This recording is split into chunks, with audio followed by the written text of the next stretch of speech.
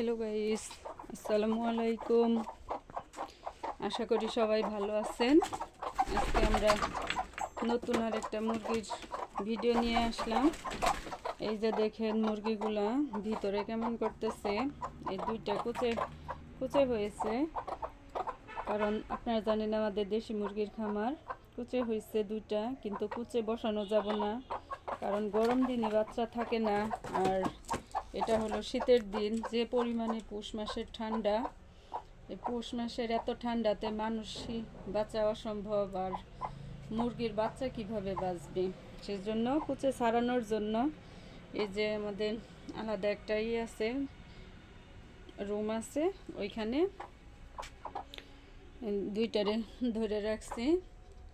শব্দ করতেছে, আশা করি 2-3 দিন ধরে রাখার পর ওদের কুচেটা ছেড়ে যাবে। শীতের সময় আমি মনে করি শীতের সময় বাচ্চা ফোটানোটা বুদ্ধিমান হবে না, কারণ শীতের সময় বাচ্চা ফোটাইলে মরে যাওয়ার 100% সম্ভাবনাই আছে। আর এই যে ডিম নিতে আসলাম, মুরগি ডিম পড়েছে। এই যে একটাতে ব্লাড লেগে আছে, এই যে 4টা ডিম পড়ছে, এই দুইটা কুচে বসছে। ঠান্ডার ভিতরে বসানো যাবে না।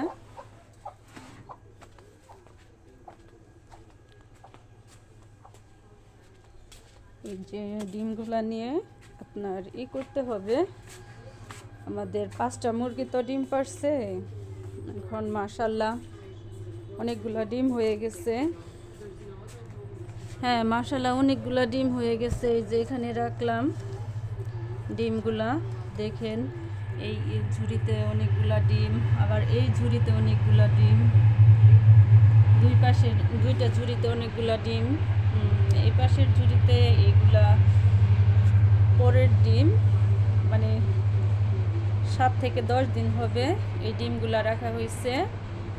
আর এইগুলা কারণ আমি শীতের দিনও ফ্রিজে রাখতেছি, কারণ ফ্রিজে না রাখলে ডিমগুলা যদি নষ্ট হয়ে যায়, সেজন্য আগে থেকে সাবধানতা অবলম্বন করতেছি।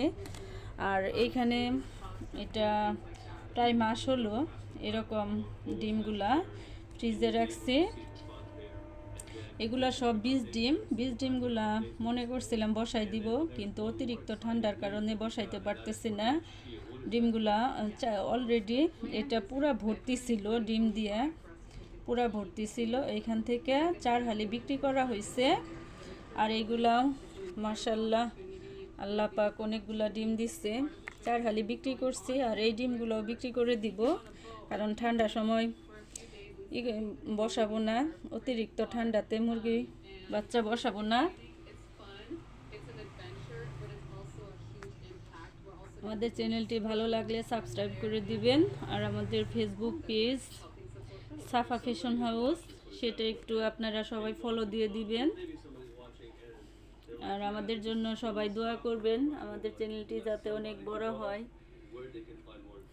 আপনারা সবাই দোয়া করবেন।